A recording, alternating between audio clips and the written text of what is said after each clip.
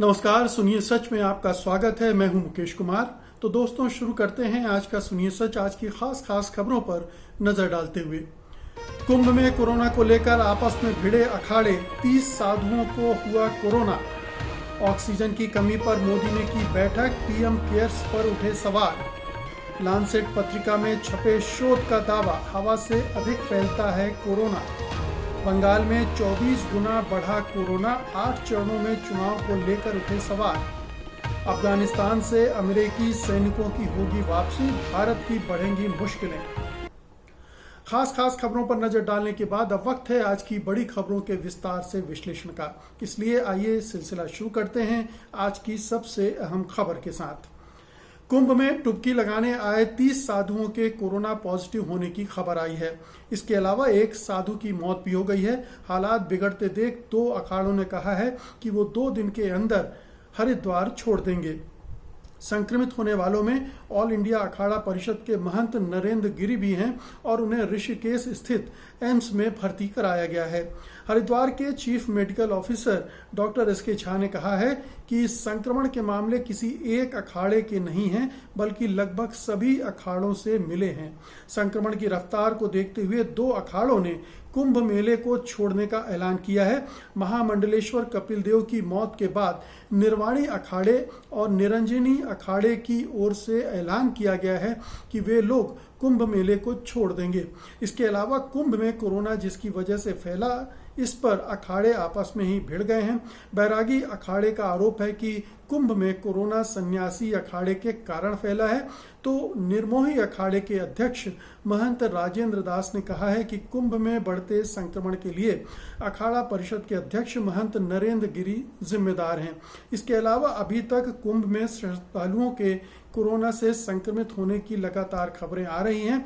करीब 2000 से ज्यादा मामले संक्रमण के अभी तक मिल चुके हैं और ये आंकड़े भी इतने कम इसलिए दिख रहे हैं क्योंकि बड़े पैमाने पर वहां टेस्टिंग नहीं हो रही है। आप जानते ही हैं कि कम से कम 35-40 लाख लोग अभी वहां पर स्नान कर चुके हैं, डुबकी लगा चुके हैं हरिद्वार में। पहले ही शाही स्नान में 31 लाख लोग जुटे थे। तो आप सोच सकते हैं कि जब इतना बड़ा जमावड़ा होगा तो क्या हो सकता है। जब इतनी तेजी से कोरोना फैल रहा हो, उसके जो नए वेरिएंट आए हैं, जो नए म्यूटेंट आए हैं, वो और भी रफ्तार से फैल रहे हैं, उसके वायरस चारों तरफ फैल रहे हैं। तो ये कुंभ का मेला दरअसल सुपर स्प्रेडर है, जिससे तेजी से फैल सकता है इस तरह के जमावड़े से।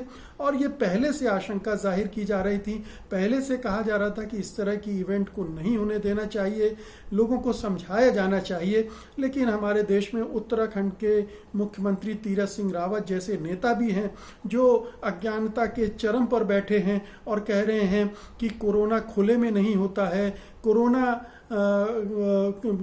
नहीं होगा अगर गंगा में डुबकी लगा लेंगे, वो पानी पवित्र, वगैरह वगैरह। ये तमाम अंधविश्वास से जुड़े ज्ञान है और इसमें वैज्ञानिकता कुछ भी नहीं है। और चूंकि इस देश में अनपढ़ों की, नासमझों की, अवैज्ञानिक सोच वालों की तादाद ज़्यादा है और अंधश्रद्धा भी है, जिसकी वजह से लाखों लोग पूरे देश भर से वहाँ डुबकी लगाने पहुँच रहे हैं। और ये वहाँ पर बड़े पैमाने पर अब ये जो अखाड़े आपस में लड़ रहे हैं, दरअसल ये भी एक तरह की नासमझी है, मूर्खता है।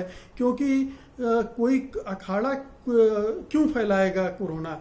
ये ज़रूर है कि कोरोना है और वो सभी अखाड़ों में फैल रहा है। जैसा कि वहाँ के चीफ मेडिकल ऑफिसर ने भी कहा है कि सारे अखाड़ों से कोरोना की खबरें मिल रही हैं, कोरोना की रिपोर्ट आ रही हैं। तो बड़े पैमाने पर कोरोना फैल रहा है और ये बहुत बड़ी चिंता का विषय है, क्योंकि कुंभ में जो कोरोना मिल रहा है वो तो बहुत सीमित है। जो लोग कुंभ से नहाकर लौट रहे हैं वो कोरोना लेकर लौट रहे हैं और पूरे देश भर में कोरोना फैला रहे हैं। तो ये एक बहुत ही बड़ी चिंता की बात है। पिछली बार तबलीगी जमात का एक छोटा सा आयोजन निजामुद्दीन दिल्ली में हुआ था, जिसमें 2500 लोग जुटे थे और जिसको लेकर इतना बड़ा हंगामा इस सरकार ने, मीडिया ने खड़ा कर दिया था। अब तो यहाँ करोड़ों लोग इकट्ठे होंगे। अगर पूरे 30 अप्रैल तक ये चलता रहा कुंभ, तो आप सोच सकते हैं कि इस जमावड़े से किस पैमाने पर पूरे देश भर में कोरोना फैल सकता है, बल्कि फैलेगा ही। तो बहुत चिंता की बात है। और ये अड़े रहना कि नहीं कुंभ तो चलेगा, कुंभ को रोका नहीं जाएगा, ये एक तरह की एक अहंकार है और ये देश को गुमराह करना भी है। क्योंकि वो जो श्रद्धालु हैं वो कोरोना की इस सीरियसनेस को समझ नहीं पा रहे हैं। लेकिन सरकार के पास एक्सपर्ट हैं, समझदार लोग हैं, कोरोना के बारे में तमाम जानकारियां हैं और उन्हें जन माध्यमों का इस्तेमाल करके लोगों को समझाना चाहिए और इस कुंभ को जितनी जल्दी हो सके समेट देना चाहिए। ये से चलाना ये एक तरह से देश विरोधी काम होगा, देश के लिए बहुत ही घातक होगा, इसे रोका जाना चाहिए। अगली खबर का रुख करते हैं। देश के 100 अस्पतालों में ऑक्सीजन प्लांट लगाए जाएंगे। इस आशय की घोषणा ऑक्सीजन की कमी को देखते हुए एक बैठक के बाद की गई है। प्रधानमंत्री नरेंद्र मोदी ने देश में ऑक्सीजन आपूर्ति की कमी को देखते हुए एक बैठक की, जिसमें देश में ऑक्सीजन आपूर्ति की वर्तमान स्थिति और कोरोना महामारी से अत्यधिक प्रभावित 12 राज्यों में आगामी 15 दिनों में इसके अनुमानित इस्तेमाल की स्थिति की समीक्षा की गई। इन 12 राज्यों में महाराष्ट्र, मध्य प्रदेश, गुजरात, उत्तर प्रदेश, दिल्ली, छत्तीसगढ़, कर्नाटक, केरल, तमिलनाडु, पंजाब, हरियाणा और राजस्थान शामिल हैं। पीएमओ के अनुसार इस समीक्षा बैठक के दौरान स्वास्थ्य, औद्योगिक नीति एवं संवर्धन विभाग, इस्पात, सड़क परिवहन व अन्य मंत्रालयों की ओर से संबंधित जानकारियां प्रधानमंत्री मोदी के साथ साझा की गई। सरकार ने तय किया कि ऑक्सीजन की किल्लत को दूर करने के लिए उसे विदेशों से भी आयात किया जाएगा। बता दें कि कोरोना की पिछली लहर में देश में ऑक्सीजन सप्लाई, वेंटिलेटर से लेकर बाकी चीज़ों की आपूर्ति के बारे में पीएम केयर्स फंड बनाया गया था, जिसको लेकर सवाल उठ रहे हैं। फंड लॉन्च करते वक्त कहा गया था कि इसमें इकट्ठा हुआ पैसा कोरोना से जंग लड़ने में लगाया जाएगा, मगर क्या हुआ किसी को पता नहीं। तो सबसे बड़ी बात तो ये है कि अभी तक प्रधानमंत्री नरेंद्र मोदी, उनकी सरकार क्या सो रहे थे। ये इतनी गंभीर स्थिति बन गई है। ये बैठक आज से 1 महीने पहले होनी चाहिए, कम से कम 15 दिन पहले तो होनी चाहिए, क्योंकि जिस तरह से कोरोना फैलना शुरू हो गया था उसी दिन से ये समझ में आ जाना चाहिए था सरकार को कि स्थिति नाजुक होगी और किन किन चीज़ों की कमी पड़ सकती है। अब ऐसे मौके पर अगर 100 प्लांट लगाने की बात की जा रही है तो आप समझ सकते हैं इस सरकार में दूरदर्शिता का सरासर अभाव है, क्योंकि प्लांट लगने में वक्त लगता है। आप प्लांट के लिए टेंडर बुलाएंगे, टेंडर में से तय करेंगे कि किसको दिया जाए, फिर वो ठेका होगा, फिर प्लांट लगेंगे, फिर उत्पादन होगा और फिर वो सप्लाई होगी। तो आप समझ सकते हैं कि इस सरकार के पास दूरदर्शिता नहीं है, दूरदर्शिता का सर्वथा अभाव है। बार बार जब दूसरे लोग कहते हैं तब ये कदम उठाती है। जैसे वैक्सीन के मामले में बहुत सारे लोगों ने कहा कि विदेशों में निर्मित जो दूसरी वैक्सीन है उनको भी मंजूरी दीजिए, नहीं दी गई, जिसकी वजह से वैक्सीन की भी किल्लत हो गई। तो ये पीएम केयर्स फंड आखिरकार क्यों बनाया गया था, उसके बारे में इतनी गोपनीयता क्यों बरती गई, ये सवाल तो पहले से उठ रहे हैं। लेकिन सरकार ये कह रही थी कि इससे कोरोना से लड़ा जाएगा, तो कोरोना से लड़ने के लिए इस फंड से क्या किया गया, सरकार को देश को बताना चाहिए कि उसने इतने वेंटिलेटर, इतने ऑक्सीजन के प्लांट लगाए, उसने इतने बेड के अस्पताल तैयार किए, इस तरह की सामग्री और इस तरह की मेडिसिन का इंतजाम किया ताकि मौका आने पर उसका इस्तेमाल किया जा सके। ऐसी कोई जानकारी सरकार देशवासियों से शेयर नहीं कर रही है, साझा नहीं कर रही है। साफ है कि ये सरकार नकारा है और समय रहते उसने जो कदम नहीं उठाए हैं उसके बहुत ही घातक परिणाम देश को भुगतने पड़ रहे हैं। देश भर में लोग बेवजह मारे जा रहे हैं, उन्हें इलाज, चिकित्सा नहीं मिल रही है और यहाँ तक कि जो टेस्ट हैं कोरोना के वो भी गलत रिपोर्ट दे रहे हैं। एक तो कई जगह हो भी नहीं रहे हैं और जो हो रहे हैं उनमें से बहुत सारी गलत रिपोर्टें भी आ रही हैं। हॉस्पिटल में लोगों को जगह नहीं मिल रही है, इलाज नहीं मिल रहा है और रेशमसानों की हालत आप तो सोशल मीडिया पर उनके विजुअल, उनके फोटोग्राफ्स देखकर समझ ही रहे हैं कि कितनी भयानक, कितनी विकराल स्थिति बन गई है। और इसमें इस सरकार के नेतृत्व का सबसे बड़ा योगदान है, सबसे बड़े गुनहगार यही हैं। और आइए अब अगली खबर का रुख करते हैं। दुनिया में पहले से कई गुना अधिक तेजी से फैल रहे कोरोना को लेकर अब मेडिकल जर्नल लैंसेट ने एक अध्ययन छापा है। ये बहुत ही प्रतिष्ठित पत्रिका जर्नल माना जाता है मेडिकल के क्षेत्र में, लैंसेट। इस लैंसेट में छपा है एक अध्ययन। उसके मुताबिक इस बात के मजबूत साक्ष्य मिले हैं कि कोविड-19 का वायरस सबसे ज्यादा हवा में फैलता है, हवा से फैलता है। इस स्टडी को यूके यानी ब्रिटेन, अमेरिका और कनाडा के 6 विशेषज्ञों ने मिलकर किया है। स्टडी में दावा किया गया कि कोरोना हवा के जरिए सबसे ज्यादा फैलता है और बड़े ड्रॉपलेट्स यानी जो छींक आदि के जरिए जो बूंदें गिरती हैं उनके जरिए कोरोना के प्रसार के साक्ष्य लगभग ना के बराबर हैं। उन्होंने कहा कि यह बहुत ज़रूरी है कि विश्व स्वास्थ्य संगठन और दूसरी जो पब्लिक हेल्थ एजेंसियां वायरस के प्रसार को लेकर अपना वर्णन वैज्ञानिक आधार पर बदलें ताकि इससे निपटने के लिए हवा से फैलने के आधार पर कदम उठाए जा सकें। इसके साथ ही कोरोना के बंद जगह में अधिक तेजी से फैलने और खुले में कम फैलने के भी साक्ष्य हैं। तो एक तो कोरोना को लेकर हमारे पास जानकारी बहुत कम आ रही है। जानकारियां भी जो आ रही हैं परस्पर विरोधाभासी भी होती हैं और उससे ये एक पूरी जो रणनीति बनानी है, चाहे वो विश्व स्वास्थ्य संगठन के स्तर पर हो चाहे देशों के स्तर पर हो, बड़ी मुश्किलात आ रही हैं। अब ये जो नया अध्ययन आया है वो बता रहा है कि हवा के जरिए सबसे ज़्यादा फैलता है और जो ड्रॉपलेट्स जो सर्दी जुकाम या छींक आदि के जरिए जो हवा में जाते हैं विषाणु, उनसे कम फैलता है, उससे फैलने के प्रमाण बहुत कम मिले हैं। अब हवा से फैलने का मतलब ही है कि बहुत ही घातक स्थिति है, क्योंकि हवा से तो ये विषाणु कहीं भी पहुंच सकते हैं और इसमें सोशल डिस्टेंसिंग का भी कोई बहुत बड़ा महत्व नहीं रह जाता है। तो ये एक बहुत ही चिंताजनक बात है और इसका नोटिस जाहिर है कि विश्व स्वास्थ्य संगठन भी ले रहा होगा और तमाम दुनिया भर के वैज्ञानिक और जो मेडिकल के एक्सपर्ट हैं वो सब ले रहे होंगे। अब इसको लेकर नए तरीके से सोचना पड़ेगा, हम सबको भी सोचना पड़ेगा कि कैसे बचें, कैसे ऐसी जगहों पर न जाएं। जैसे इसमें कहा गया कि बंद जगहों पर ज़्यादा तेज़ी से फैलता है क्योंकि वहाँ एयर में फैल जाते होंगे ये विषाणु वायरस। तो ऐसी जगहों पर न जाएं जहाँ पर इस तरह की स्थिति बनती हो, बहुत सारे लोग इकट्ठे हों, बहुत सारे से मतलब 1000-2000 नहीं, 50, 20, 25 भी अगर इकट्ठे होते हों तो उस जगह को भी अवॉइड करना चाहिए। तो इस तरह के कुछ जो एहतियाती कदम हैं उनके बारे में नई गाइडलाइंस सरकार की तरफ से, जो मेडिकल एक्सपर्ट्स हैं उनकी तरफ से आनी चाहिए ताकि जो भी सावधानी आम लोग बरत सकते हैं इस संबंध में वो बरत सकें। और अगर कुछ लोगों के मन में भ्रम है, संदेह है, तो उनको भी दूर किया जाना चाहिए।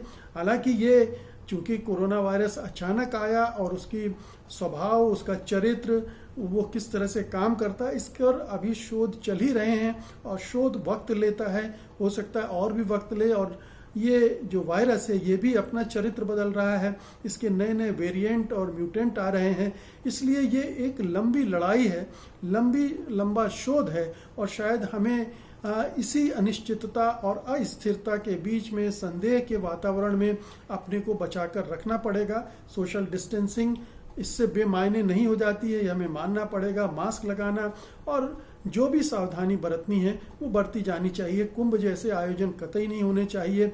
चुनाव अब ये सोचना चाहिए कि किस तरह से चुनाव करवाए जाएं, क्योंकि जिस तरह से चुनाव हो रहे हैं वो बहुत ही खतरनाक है। अगली खबर लेते हैं। चुनावी राज्य पश्चिम बंगाल में कोरोना संक्रमण के बढ़ते मामलों के बीच मुख्यमंत्री ममता बनर्जी ने गुरुवार को चुनाव आयोग से बेहद अहम अपील की है। बनर्जी ने कहा है कि बचे हुए 4 चरणों के चुनाव एक ही दिन में कराए जाने चाहिए क्योंकि राज्य में कोरोना का संक्रमण बढ़ रहा है। हालांकि चुनाव आयोग ने गुरुवार को दिन में ही इसे खारिज भी कर दिया था और कहा था कि चुनाव अपने तय कार्यक्रम के हिसाब से ही होंगे। वहीं कोरोना प्रोटोकॉल के पालन को लेकर आज चुनाव आयोग कोलकाता में सभी राजनीतिक दलों की बैठक उसने की है। इसमें कोरोना नियमों के पालन करने को लेकर चर्चा हुई। बता दें, बंगाल में कोरोना के मामलों में 24 गुना उछाल आया है। पश्चिम बंगाल में 10 मार्च को कोरोना के 231 मामले थे, जबकि 14 अप्रैल को ये आंकड़ा 5,892 पहुंच गया। वहीं ममता ने कहा कि उन्होंने पहले ही राज्य में 8 चरणों में चुनाव कराए जाने का विरोध किया था। 4 चरणों के चुनाव में 135 सीटों पर मतदान हो चुका है और अभी 159 सीटों पर 29 अप्रैल तक मतदान होना बाकी है। तो पश्चिम बंगाल में जो चुनाव हुए हैं, जो चुनाव किए जा रहे हैं, जो चुनाव कार्यक्रम बनाया गया है, उसको लेकर चुनाव आयोग पर लगातार प्रश्न उठ रहे हैं, उसकी मंशा पर, उसकी सरकार परस्ती पर और उसके ये जो कोरोना से निर्मित स्थिति हुई है उसको नज़रअंदाज करने को लेकर। तो अब जबकि इतनी संगीन स्थिति हो गई, इतनी गंभीर स्थिति हो गई है, तब तो कम से कम चुनाव आयोग को इस पर पुनर्विचार करना चाहिए और हो सके तो एक दिन में बाकी फेज की पोलिंग होनी चाहिए, करवाई जा सकती है, कुछ भी असंभव नहीं है।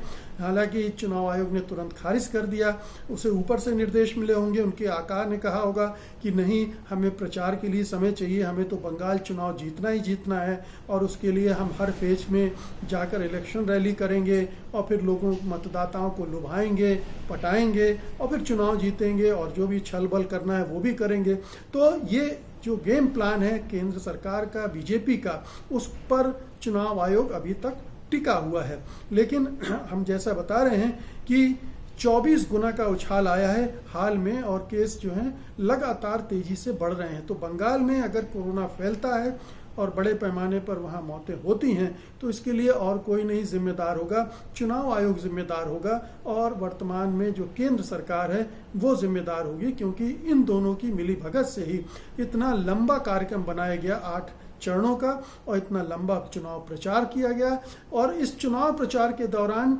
जो रैलियां और रोड शो हुए उनमें धज्जियां उड़ाई गईं और चुनाव आयोग अपने आंखों पर पट्टी बांधे चुपचाप देखता रहा। उसने किसी राजनीतिक दल को रोका नहीं, टोका नहीं, किसी को दंडित नहीं किया। तो ये चुनाव आयोग का नकारापन है और इस समय हम इस देश में सबसे घटिया चुनाव आयोग देख रहे हैं, सबसे घटिया चुनाव आयोजन देखे हैं जिसमें भेदभाव पूर्ण है, जो पूरा आयोजन भेदभाव से भरा हुआ है, एक पक्ष में झुका हुआ है और ये चुनाव दरअसल पूरे देश की चुनाव प्रक्रिया पर कलंक की तरह है।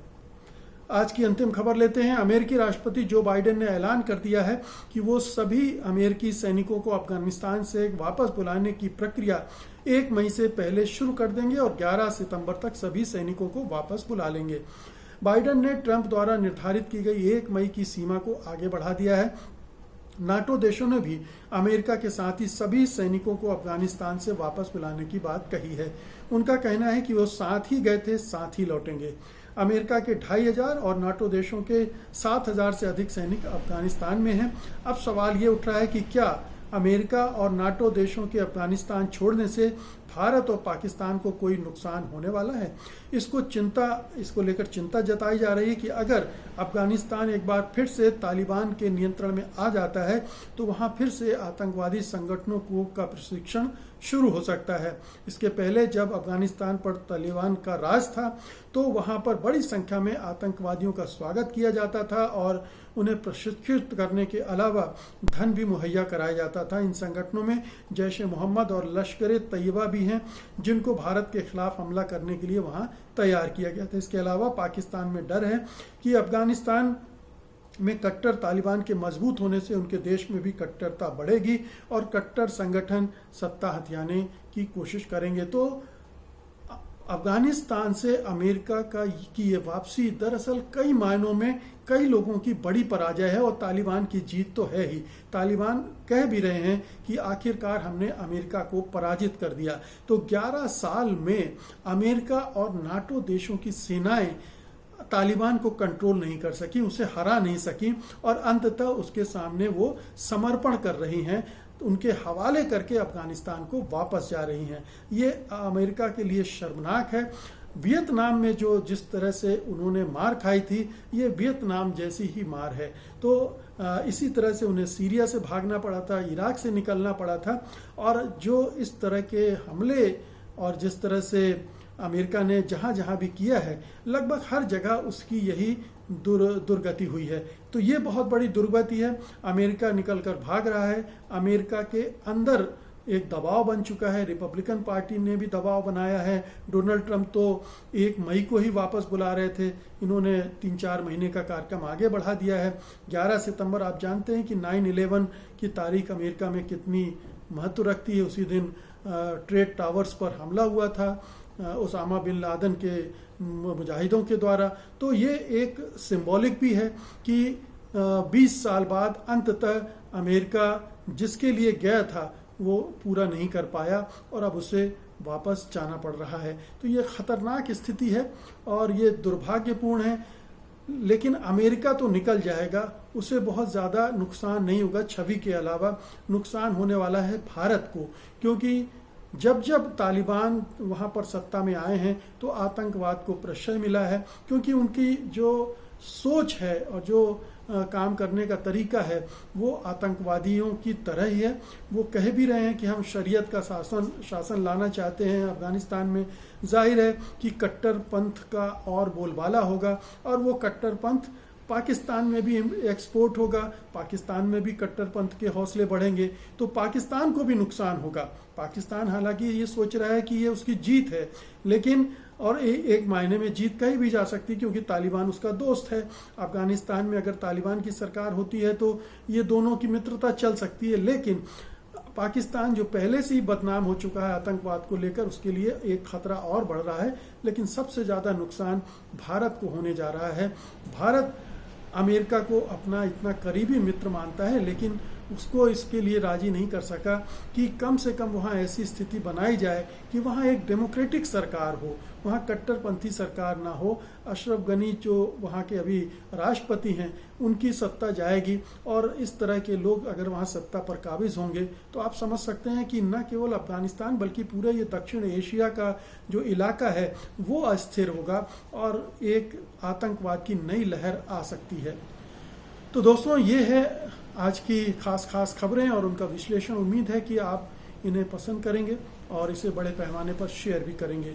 अब मुझे अनुमति दीजिए, मैं कल फिर हाजिर होता हूं कल की खास खबरों के साथ, उनके विश्लेषण के लिए। तब तक के लिए नमस्कार, जय हिंद। सत्य हिंदी का ऐप डाउनलोड करें गूगल प्ले स्टोर पर।